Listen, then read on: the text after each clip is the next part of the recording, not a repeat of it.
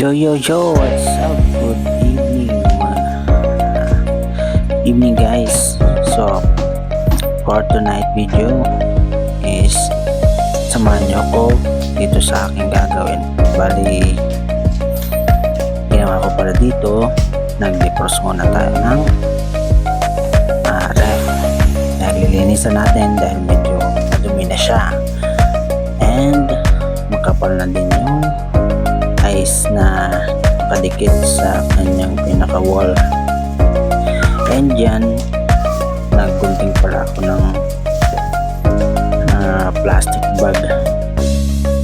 Gunting ko siya, at pagkatapos gunting yun, ilinagay ko siya doon sa freezer, sa baba, sa pinakababa ng freezer, dahil ang purpose nun is para pag tinanggal siya, pag mag-defrost ka ulit, tapos pag magtanggal ka ng yelo, mas madali siyang matatanggal kasi may plastic and kung wala siyang plastic tapos yung nag-defrost ka, medyo mahirapan ka magtanggal ng nakadikit talaga siya sa pinaka wall niya. So mas mainam yun lagyan ng plastic na ko lang din yun, nasagap, nakalaman. So yun, shoutout sa aking mother. And yung pangalawang basket na yan, bali ang dinagay ko po dyan na yellow is mga 1,000 sheet ml ata yan. Nandiyan na nga, medyo napupuno yun na yung ilalim ng freezer, and then dyan sa second layer. So yun, bali medyo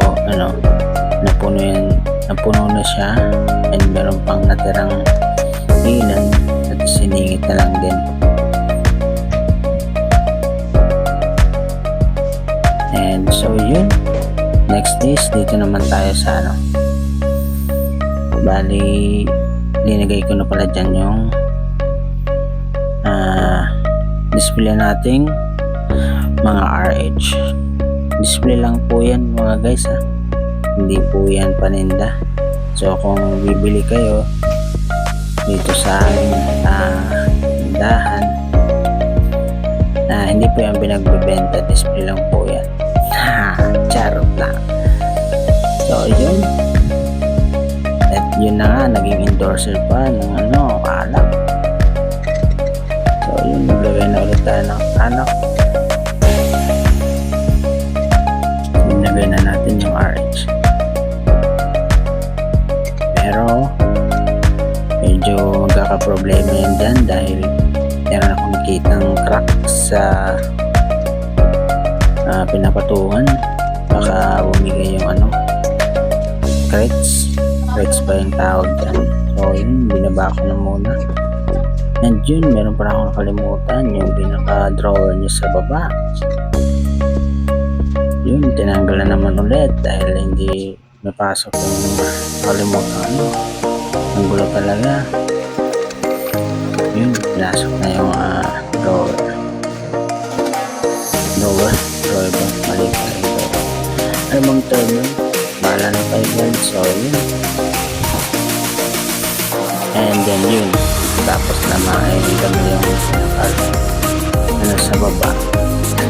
Yun na, naging successful na din siguro yung napaglagyan na ng bawian niya.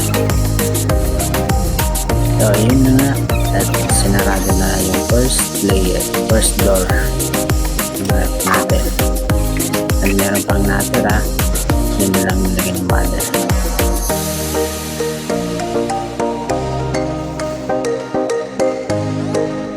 So yun, kompleto na. Balik dun sa baba ay sa pinakataas ng second door is ang lalagyan natin dyan is soft drinks. So yun, pagkatapos nga palang ilagay yung mga dapat ilagay sa rep is yung luluksan ko na po yung rep. Pero pagkakaalam ko, hindi siya I don't think so kung I correct mo na lang if I'm wrong, pero I think mas maganda siyang ilagay siguro na malamig na, or I mean bukas na yung rep bago siya lagyan kasi malamig na siya, diba? Hanggang dito lang po ang ating video. Ulit po ako magpapaalam sa inyo. Keep safe and stay calm. Peace.